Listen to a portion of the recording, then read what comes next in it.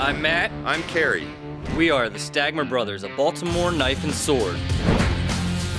We're going to be building some of your favorite weapons, and some weapons that you've never seen before. This is Man-at-Arms, REFORGED. We are very happy to do our first Mortal Kombat build, Kitana War Fans. For this build, we choose to use a piece of 1075 steel. 1075 is a very clean steel with low chrome content. That in turn allows us to put a hamon line on the leading edges of the war fans. The hamon line is a line produced in differential heat treating where the edge becomes hard but the back is kept soft. To begin the forging process on our Mortal Kombat War Fans, Ilya moves to the nacelle hammer and starts his preform.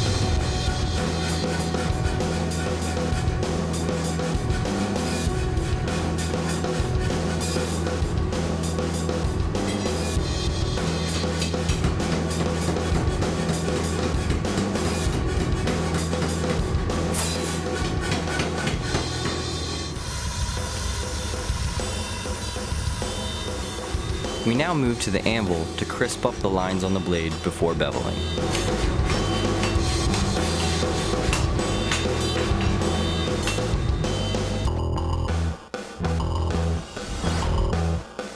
Holding the blade at a slight angle, he begins the beveling of the edge.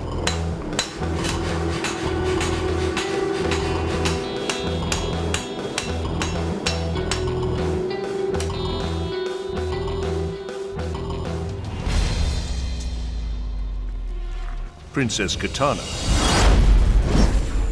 Alright, we have our blades back from forging. Getting ready to grind them. I'm going to do a little profile grinding, then I'm going to add in the bevels. This time though, we're going to do something a little different. We're going to do something called a chisel grind, which means on one side we'll have the full bevel, one side will be completely flat. Reason for that is, when the fans open and close, they have to have a flat side so they slide evenly. So I'll start with the profile grinding, and then I'll finish them.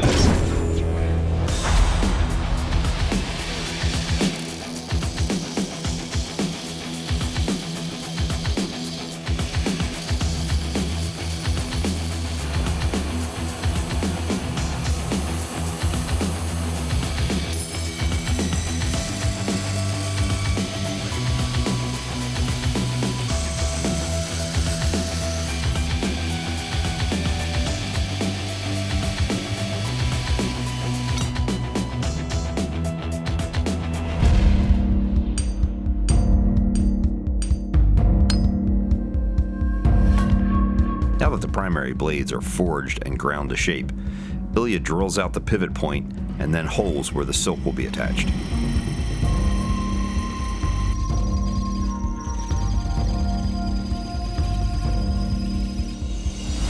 So we've got the initial blades that Ilya forged. Those two blades are going to be the leading edge on each of the fans. We're going to CNC plasma the additional pieces because we've got to get them done as quick as we can.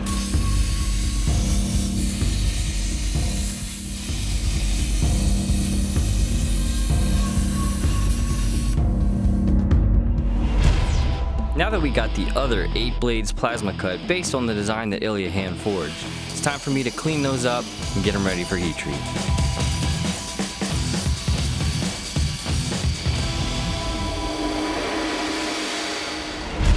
We now apply some clay to the edge of the blade. This is going to give us our nice temper line that's called the hamon. The hamon not only adds a beauty to the blade, but it also has a purpose. It leaves you with a soft, inductile spine and a hard edge.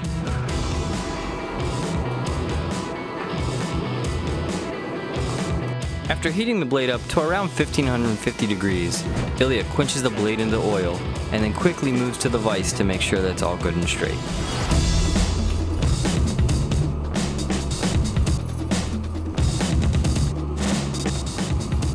For Kitana's War Fans, I had to make 10 individual blades and heat treat them one by one. I kept stacking them all on the same wire for tempering, and it's time to clean them up.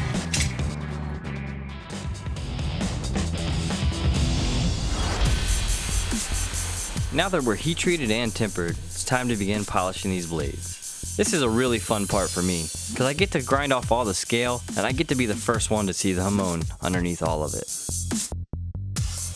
When we first proposed to do this build, we thought it would be the easiest one and give us a lot of time to do the extra forging needed on the other builds. But it has 10 blades and it's taken me a long time to polish these out. Alright, we got our bucket of blades here. Got these all sanded through about 400 grit. Now I'm gonna go into the Scotch-Brite. What the Scotch-Brite does is it kind of smears the surface, gets all that grit look out, leaves you with a nice, smooth matte finish. In choosing my final finish for these blades, I decided to leave a nice matte finish on the flat and buff the edge. This is gonna give us a nice contrast and look really pretty in the beauty shots.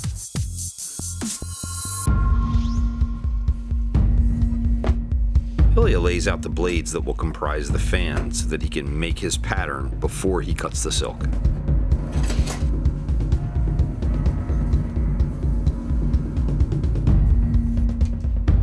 Normally you see us working in things that are hard, heavy, dirty, and hot. In this case, we're working with silk. We have to be clean and careful. Every armorer should also know how to sew, because a lot of armor work involves sewing. Pattern making, installing liners, making brigandine armor, making fancy brigandine armor nonetheless. The stitching I'm doing now is relatively in accord with Asiatic tradition, especially the Japanese one, because Japanese clothing, kimonos, and fans were not designed to be stitched permanently. Every time there's a stain, the article of clothing is unstitched for the wash and then restitched again. It's actually, in fact, part of the philosophical tradition of an island that is constantly ravaged by tsunamis, earthquakes, and the like. So an entire nation has gotten, as part of its philosophy, the idea of not installing anything permanently. After all, has anyone ever wondered why Japanese castles are made out of wood while English ones are made out of stone? Now that all our pieces are finished and the silk is stitched, Ilya now rivets the blades to the silk to complete our fans. We thought this was going to be a really simple build. Turned out to be quite complex, showed a lot of skill, and we got to work with some silk, which we haven't shown on Man-at-Arms yet. Really happy with this build, can't wait to get to the demos.